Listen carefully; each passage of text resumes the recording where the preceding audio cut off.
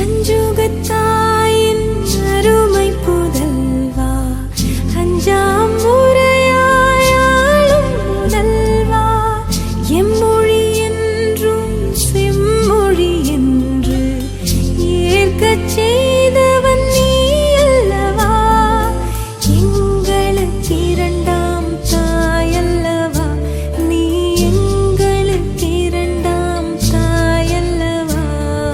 கலைஞருக்கெல்லாம் கலைஞரையா, கவிஞருக்கெல்லாம் கவிஞரையா, மனிதருக்கெல்லாம் மனிதரையா, தந்தவும் தந்தை புனிதரையா, தந்தவும் தந்தை புனிதரையா.